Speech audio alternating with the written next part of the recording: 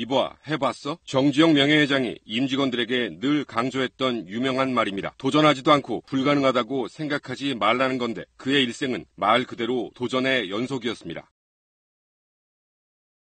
게을렀어. 뭔가 이 서치하고 무엇을 시작하려고 찾는 게 조금 힘들어요. 요즘에 약간 어학 성적 같은 거 따려고 하는데 뭔가 현실적으로 저 맨날 아르바이트를 하고 늦게 자니까 또 늦게 일어나게 되고 그래서 시간이 또 없는데 알바를 가야 되고 이게 계속 반복이 되는데 좀 잠깐 짬이 나면은 놀고 싶으니까 행동을 안 했을 때 자기에게 주어지는 외부적인 페널티가 없고 행동을 했을 때의 성취감 이런 게 그때 당시에는 정확히 느껴지지 않고 지금 당장 내 몸이 피곤하고 지치기 때문에 행동으로 옮기는 게 어렵지 않을까. 뭐 활동 같은 거 하려고 하면은 약간 좀 두렵고 시작하기가 그렇잖아요. 근데 일단은 그냥 눈 딱 감고 신청서 그냥 넣고 그 다음에는 이제 책임을 져야 되니까 자꾸 제가 책임질 일을 좀 만드는 것 같아요. 억지로라도 하게끔. 같은 것 같아요. 일단 뭐든 이렇게 넣어보고 일단 닥치면 뭐든지 하게 돼 있으니까 빠릿빠릿하게 움직이기엔 좋은 것 같아요. 행동으로 옮기지 않았을 때 자신에게 주어지는 페널티가 있어야 한다고 생각합니다. 저 같은 경우는 행동으로 옮기려고 제 친한 친구들한테 내기를 해요. 예를 들어서 내가 언어 습관을 바꾸려고 좋은 말을 해야겠다는 목표가 있는데 친구들한테 부탁을 하는 거죠. 내가 뭐 욕을 하거나 뭐 남 판단 같은 거 하는 모습을 보면은 나한테 10,000원을 받아가 뭐 이런 식으로 자기한테 주어지는 페널티를 만들어서 저는 그런 식으로 목표를 이룬 적이 있거든요. 행동을 할 수 있는 이유는 안 했을 때 불이익이 있게 만들면 좋지 않을까 생각됩니다.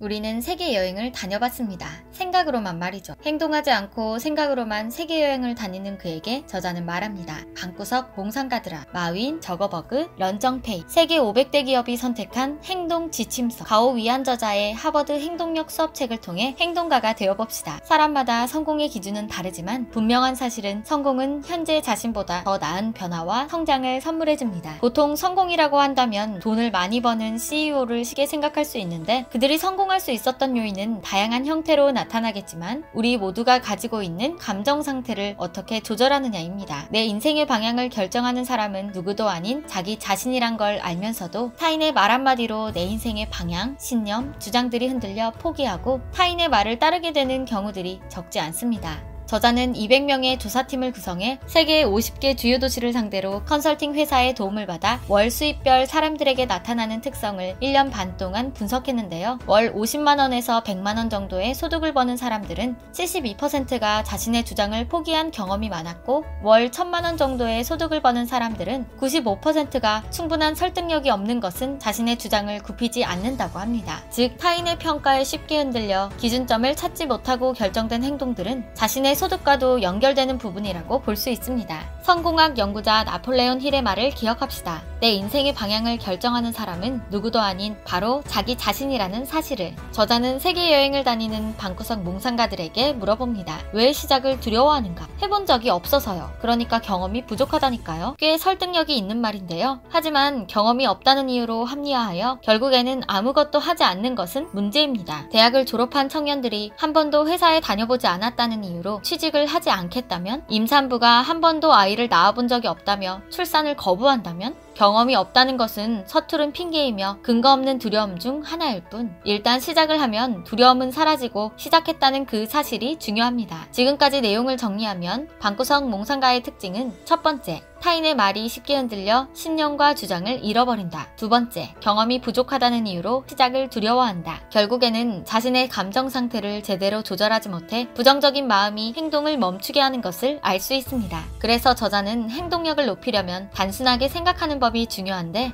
이 훈련은 최소 14일이 필요하며 단순하게 생각하기라는 2주 프로그램을 만들었다고 합니다. 방법은 간단합니다. 종이와 펜을 준비하고 자신의 모든 감정 상태를 솔직하게 적습니다. 머릿속에 떠오르는 생각, 계획, 고민 다 적었으면 종이에 있는 내용을 살펴보는데 아마도 그렇게 중요하지 않은 불필요한 생각들이나 부정적인 생각들이 보이게 될 겁니다. 저자의 예시를 보면 아내에게 생활비 주는 것을 깜빡했다. 아픈 곳이 있는데 벌써 며칠째 병원에 가는 걸 잊었다. 동료에게 화를 내고 후회했다. 소개했다. 이는 머릿속으로 여행하는 방구석 몽상가들에게 고통과 피로를 느끼게 하는 생각들입니다. 이 생각들의 문제점과 우선순위를 정해 필요한 노력을 실행하여 생각에서 삭제해버립니다. 자신의 감정을 솔직하게 적어 시각적으로 한눈에 보이게 하면 마음이 편안해지고 의미가 분명해진다는 사실 잊지 마세요. 세상은 나를 중심으로 돌지 않습니다. 환경은 나빠지거나 좋아질 수 있습니다. 준비가 완벽할 수도 있지만 부족할 수도 있습니다. 성공할 수도 있고 실패할 수도 있습니다.